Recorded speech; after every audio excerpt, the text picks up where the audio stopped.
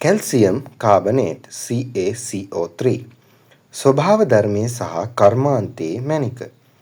Calcium carbonate යනු CaCO3 යන රසායනික සූත්‍රයෙන් නිරූපණය වන ස්වභාව ධර්මයේ බහුලවම දක්නට ලැබෙන අකාබනික සංයෝගයකි.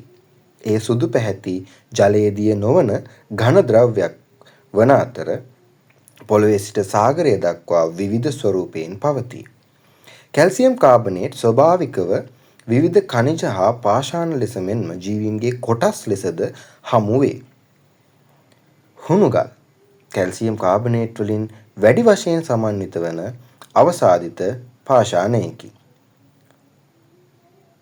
බොහෝ හුණුගල් සෑදී ඇත්තේ කොරල් වැනි මුහුදු ජීවීන්ගේ සැකිලි හා කවච කොටස් වලිනි.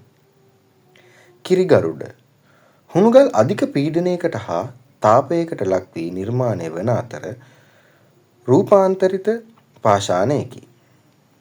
හුණු ඉතා සියුම් කැල්සියම් කාබනේට් අංශු වලින් සැදුම්ලත් මෘදු හුණුගල් වර්ගයකි. බිත්තර කටු කුරුල්ලන්ගේ සහ වෙනත් සතුන්ගේ බිත්තර කටුවල ප්‍රධාන සංඝටකය. ගොළුබෙලි කටු සහ බෙල්ලන් කවච